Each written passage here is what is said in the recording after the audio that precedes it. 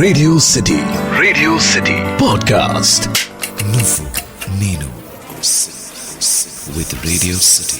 2010లో release అయిన వేదం మనం ఇప్పుడు చూసినా గానీ ఆ సినిమా యొక్క వెయిటేజ్ మామూలుగా ఉండదు. 2010లో రిలీజ్ అయిన వేదం మనం ఇప్పటికీ చూసినా ఆ సినిమా యొక్క వెయిటేజ్ ని మనం అట్లా క్యారీ చేస్తాం. One film old director second సినిమాకి ఇంత డెప్త్ స్క్రిప్ట్ చేస్తారని అసలు ఎవ్వరూ ఊహించరు. అసలు ఫస్ట్ థింగ్ ఏంటి అంటే ఈ మల్టీ స్టారర్ మూవీస్ ఈ బ్లాక్ అండ్ వైట్ సీజన్ లో బానే వెళ్ళాయి. కానీ డౌన్ ద లేన్ చూసుకుంటే ఈ మల్టీ స్టారర్స్ తగ్గిపోయాయి.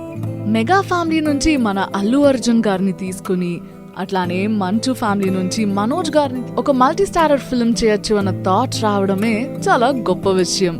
ఈ కాంబినేషన్ ఆలోచించడం కూడా చాలా కష్టమయ్యే రోజులవి. సో ఈ సినిమా యొక్క మెయిన్ మోటో ఏంటి అంటే డబ్బు ప్రతి ఒక్కరికి అవసరమే, కానీ ఆ డబ్బు కోసం మనం చాలా పనులు చేయడానికి సిద్ధపడతాం. అందులో తప్పుడు దారుల్లో ప్రయాణించి ఎట్ అ పాయింట్ ఒక రియలైజేషన్ ఫ్యాక్టర్ కూడా ఉంటది. మన క్రిష్ గారి సినిమాలో లైఫ్ లో డబ్బు ఎంత ఇంపార్టెంటో దానికన్నా ఎక్కువ values, ethics and human relations చాలా ఇంపార్టెంట్ అని మనకి చూపిస్తారు. సో ఈ సినిమా విషయానికి వస్తే ఒక 5 స్టోరీస్ 5 డిఫరెంట్ ప్లేసెస్ లో జరుగుతూ ఉంటాయి. అందులో ఫస్ట్ గా మనం మంచు మనోజ్ గారి స్టోరీ గురించి మాట్లాడుకుందాం. మంచు మనోజ్ గారు హేల్స్ ఫ్రమ్ ఆర్మీ బ్యాక్గ్రౌండ్. వాళ్ళ మదర్ ఆయన్ని ఒక ఆర్మీ ఆఫీసర్ లా చూడాలనుకుంటారు, కానీ తనకి మాత్రం మ్యూజిక్ అంటే చాలా ప్యాషన్. తనొక రాక్ స్టార్ అవ్వాలనుకుంటారు. అండ్ తన బ్యాండ్ తో వాళ్ళ ఫస్ట్ గిగ్ పర్ఫార్మ్ చేయడానికి బెంగళూరు నుంచి హైదరాబాద్ స్టార్ట్ అవుతారు. రోడ్డు మీద వస్తూ ఉండంగా ఒక లారీ ఆయనతో చిన్న గొడవ అవుతుంది ఓవర్టేకింగ్ విషయంలో. అలా ముందుకొచ్చి చూసేసరికి టైర్ పంచర్ అవుతుంది. సో మిగతా ఫ్రెండ్స్ అందరూ కూడా టైర్ ని పార్ట్ చేయించడానికి వెళ్తారు. సో మంచు మనోజ్ గారు అండ్ అట్లానే తన బ్యాండ్ మేట్ లాస్యా అక్కడ ఉంటారు. లాస్యాని ఏడిపించడానికి ఒక రౌడీ గ్యాంగ్ వస్తారు. సో మంచు మనోజ్ ఫైట్ చేసే లోపు వాళ్ళు గ్యాంగ్ పెద్దగా ఉండడంతో రివర్స్ అయ్యే టైం కి ఒక లారీ డ్రైవర్ వచ్చి వీళ్ళని సేవ్ చేస్తారు. సో ఫస్ట్ గా వీళ్ళు ఎవరితో అయితే గొడవ పెట్టుకుంటారో ఆ లారీ డ్రైవర్ వచ్చి వీళ్ళని సేవ్ చేస్తారు. ఆ తర్వాత అట్లా టైర్ ఫిక్స్ చేసేసి బయలుదేరినప్పుడు ఒక యాక్సిడెంట్ కి గురవుతారు. అందరికి మైనర్ దెబ్బలు తగులుతాయి. అండ్ అక్కడ లేబర్ లో ఉండే ఒక ప్రెగ్నెంట్ లేడీని చూస్తారు. సో వెంటనే ఆవిడ్ని హాస్పిటల్ కి తీసుకుని వెళ్దామని చెప్పేసి అనుకుంటారు. ఒక పక్కన చూస్తే న్యూ ఇయర్ ఈవ్ కి టైం అయిపోతూ ఉంటది. సో ఆ టైంలో మంచు మనోజ్ గారు మిగతా బ్యాండ్ అందరినీ కూడా ఆ ఈవ్ ని అటెండ్ అవ్వమని చెప్పి మంచు మనోజ్ గారు మరియు లాస్యా ఇద్దరు కలిపి హాస్పిటల్ కి తీసుకుని వెళ్తారు. ఈ కథ ఇలా జరుగుతూ ఉండగా రాములు మరియు అతని కోడలు పద్మ యొక్క కిడ్నీని అమ్మడానికి సిటీకి వస్తారు. వాళ్ళ ఊరిలో ఉండే దొర దగ్గర రాములు ఎంతో కాలం నుంచి పనిచేస్తారు. అయితే రాములు ఆయనకి ఎంతో డబ్బు కట్టాలని చెప్పేసి దొర చెప్తూనే ఉండేవాడు. ఇంతకు ముందు రాములు ఇట్లానే సిటీకి వచ్చి ఆయన కిడ్నీ అమ్మి డబ్బులు కట్టడం జరిగింది. అయినా సరే లెక్క తేలలేదంటూ రాములు మనవడిని కూడా ఫోర్స్ఫుల్ గా పనిలో పెట్టుకుంటాడు ఆ దొర. మీరు గనక ఒక 3 రోజుల్లో డబ్బు తెచ్చి ఇవ్వకపోతే ఈ అబ్బాయిని కూలి పనికి సిటీకి పంపిస్తానని చెప్పేసి చెప్తారు. ఇంకా వేరే ఆప్షన్ లేక పద్మ వాళ్ళ కొడుకుకై తన కిడ్నీ అమ్మాలని డిసైడ్ చేసుకుని సిటీకి ఒక హాస్పిటల్ కి వస్తారు.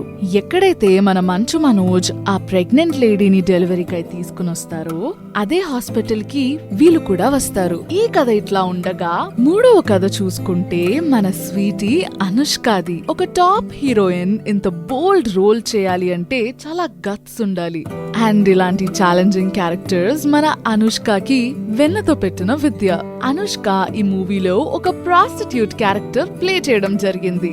అనుష్కకి ఒక ఫ్రెండ్ ఉంటది, ఆమె పేరు కర్పూరం. సో వీళ్ళు అమలాపురంలో రత్తమ్మ దగ్గర వర్క్ చేస్తారు. ఆ రత్తమ్మ దగ్గర నుంచి ఎట్లా అయినా సరే తప్పించుకుని వాళ్ళ బ్రతుకులు చాలా బెటర్ చేసుకోవడానికి చాలా తాపత్రయపడతారు. అదే సమయంలో అనుష్కకి ఒక ఏజెంట్ కాల్ చేస్తారు. వాళ్ళని హైదరాబాద్ వచ్చేసే ప్లాన్ అయితే చెప్తారు. మరుసటి రోజు న్యూ ఇయర్ అనగా ఎలా అయినా తప్పించుకుని అక్కడి నుంచి పారిపోవాలని వాళ్ళిద్దరూ ప్లాన్ చేసుకుంటారు. సో అదే రోజు సరోజాని బుక్ చేసుకున్న బుల్లబ్బాయికి స్లీపింగ్ పిల్స్ ఇచ్చి వీళ్ళు డోకా కొట్టేసి ట్రైన్ ఎక్కేస్తారు. And by the way, police department కి చెందిన వ్యక్తి హైదరాబాద్ కి వచ్చిన వెంటనే వాళ్ళని కానిస్టేబుల్ అరెస్ట్ చేసి స్టేషన్ కి పట్టుకెళ్తారు. అక్కడ కర్పూరం వాళ్ళ ఏజెంట్ తో మాట్లాడి కాల్ చేసి నానా తంటాలు పడి అక్కడి నుంచి బయటపడతారు. వెంటనే వాళ్ళ క్లయింట్ ని కలవడానికి వెళ్తారు. ఆ క్లయింట్ దగ్గరికి వెళ్ళినాక ఆ క్లయింట్ కూడా రత్తమ్మ లాంటి వాడే అని చెప్పి తెలుసుకుంటారు. అక్కడ నుంచి బయటపడడం ఇంకొక పెద్ద టాస్క్. ఈ గజిబిజి ఫైట్స్ మధ్యలో కర్పూరాన్ని రౌడీలు కత్తితో పొడుస్తారు. సో వెంటనే సరోజ కర్పూరాన్ని తీసుకుని హాస్పిటల్ కి వెళ్తుంది. ఎక్కడైతే మన మంచు మనోజ్, రాములు ఉన్నారో ఆ హాస్పిటల్ కి వీళ్ళు కూడా వెళ్తారు. సో ఈ 3 కథలతో పాటు సైమల్టేనియస్ గా మన అల్లు అర్జున్ గారి కథ కూడా నడుస్తూ ఉంటది. జూబ్లీ హిల్స్ స్లమ్ లో ఆయన ఒక కేబుల్ ఆపరేటర్. అందరూ కేబుల్ రాజు అని పిలుస్తారు. కానీ ఆయన గర్ల్ ఫ్రెండ్ ముందు మాత్రం ఆయన ఆనంద్ రాజ్ గా బిల్డప్ ఇస్తారు. ఆయన గర్ల్ ఫ్రెండ్ అయినటువంటి దీక్ష సేత్ ఒకరోజు ఆయన్ని కలిసి న్యూ ఇయర్స్ ఈవ్ కి మనం ఒక పార్టీకి వెళ్దామని అంటది. Don't worry babe, I'll get the passes అని చెప్పేసి అంటారు మన అల్లు అర్జున్. ఏం 3000 4000 ఉంటాయిలే, పాసెస్ ఎలాగోకలా మేనేజ్ చేద్దామని ఫిక్స్ అయ్యి ఆ పాసెస్ కౌంటర్ దగ్గరికి వెళ్లి ఇద్దరికి పర్ నైట్ పాస్ ఎంత అని కనుక్కుంటే అక్షరాల 40,000 అని చెప్తారు. ఏందిరా బాబు అసలు ఆ రేట్ అన్నట్టు ఆయన అట్లా షాక్ లో ఉండిపోయినా గానీ ఆయన క్యారెక్టర్ లోన నుంచి బయటకు వచ్చేసి ఎవడైనా 40,000 పెట్టి ఒక రాత్రికి పాస్ తీసుకుంటారా అని చెప్పేసి ఉంటదన్నమాట. సో చాలా మంది కామన్ మ్యాన్ కి అది బాగా కనెక్ట్ అయిపోయిన క్యారెక్టర్. సో ఏం చేయాలో ఏంటో అని చెప్పేసి అర్థం కాకుండా కన్ఫ్యూజన్ లో కూర్చున్న మన కేబుల్ రాజు ఆడవారి మెడలో చైన్స్ కొట్టేద్దామని ఫిక్స్ అవుతారు. తాను వాళ్ళ ఫ్రెండ్ కలిసి అలా చైన్ స్నాచ్ చేసి వెళ్లి పోలీస్ బండిని గుద్దేస్తారు. అప్పుడు పోలీస్ వాళ్ళు చేతిలో ఏంట్రా అవి అని చూసి వాళ్ళని స్టేషన్ లో పెట్టడం జరుగుతుంది. అండ్ అదే స్టేషన్ లో వీళ్ళు సరోజాని కూడా కలుస్తారు. ఎలా అయినా సరే డబ్బులు సంపాదించాలని ఫిక్స్ చేసుకుని ఉంటాడు. ఇదే టైంలో కేబుల్ రాజు వాళ్ళ అమ్మమ్మ ఒరే నువ్వింక మారవా అని తిట్టి ఆవిడ దగ్గర ఉండే 3,000 రూపాయలు ఇస్తారు. ఈ 3,000 రూపాయలతో ఏమొస్తది అని చెప్పేసి ఆయన క్యాంటీన్ లో కూర్చుని అట్లా చాయ్ తాగుతుండగా రాములు దగ్గర డబ్బుని చూస్తారు. ఆయన వెనకాల ఫాలో అవుతూ హాస్పిటల్ వరకు వెళ్తారు. ఒక స్కెచ్ వేసి రాములు దగ్గర ఉన్న డబ్బుల్ని కొట్టేస్తారు. అంతా సెట్ అయిపోయింది హమ్మయ్య అనుకుని వెళ్లి పాసెస్, న్యూ ఇయర్ ఈవ్ పాసెస్ తీసుకునే టైంలో ఆయన మనసుకి చాలా కష్టం అనిపిస్తుంది. హీ జస్ట్ రియలైజెస్ ఆ డబ్బుతో ఆ పార్టీకి వెళ్లడం అవసరమా అన్నట్టు అనిపిస్తుంది. వెనక్కి తిరిగి చూస్తే పూజ ఉంటారు. సో పూజకి మొత్తం చెప్పేసి అక్కడి నుంచి తను వెళ్ళిపోయి ఆ డబ్బు ఇవ్వడానికి రాములు ఉండే హాస్పిటల్ దగ్గరికి వెళ్తారు. ఇదంతా ఇట్లా జరుగుతుండగా మన మెయిన్ స్టార్ కాస్ట్ అంతా కూడా హాస్పిటల్లో ఉంటారు. So coming to the main and the 5th story, ఎక్కడైతే క్లైమాక్స్ కనెక్ట్ అయి ఉంటుందో ఓల్డ్ సిటీలో నివసిస్తున్న మన మనోజ్ బాజ్పేయి గారు అబ్రాడ్ మూవ్ అయ్యే ప్లాన్ లో ఉంటారు. మొత్తం ఫ్యామిలీ అందరూ కూడా సెలబ్రేట్ చేసుకుంటూ ఉంటారు. సో ఆయనకి ఒక చిన్న చేదు విషాదం అయితే ఉంది.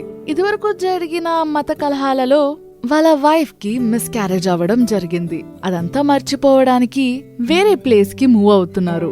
అదే టైంలో ఇంతకు ముందు ఆయన్ని ఈ మత కలహాల విషయంలో అరెస్ట్ చేసిన ఇన్స్పెక్టర్ మళ్ళీ ఆ ఫ్యామిలీ గ్యాదరింగ్ లోకి వస్తారు. వాళ్ళ మెయిన్ అల్లుల్నిద్దరిని కూడా టెర్రరిస్ట్ అంటూ అరెస్ట్ చేస్తారు. దీనికి ఒప్పుకోని రహీం మీరు అలా ఎలా అరెస్ట్ చేస్తారు అని వాదిస్తుండగా ఆయన్ని కూడా తీసుకుని వెళ్లి జైల్లో పెడతారు. ఇంట్రోగేట్ చేయగా వాళ్ళ మేనలుడు నిజం ఒప్పుకుంటాడు.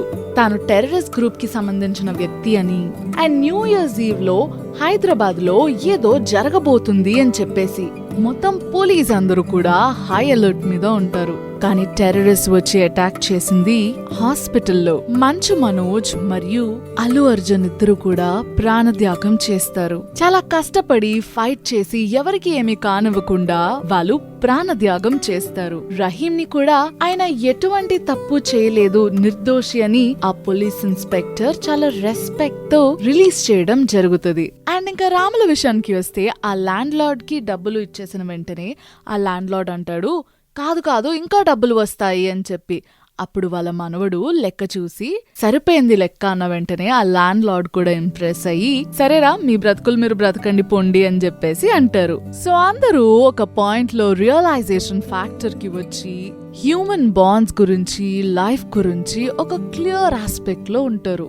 నాట్ జస్ట్ క్యారెక్టర్స్ అబ్బా, ప్రేక్షకులకి కూడా మంచి మెసేజ్ ఇచ్చారనే చెప్పాలి మన క్రిష్ గారు. సో ఈ రోజు మన నువ్వు నేను సినిమాలో మనం మాట్లాడుకున్న సినిమా వేదం.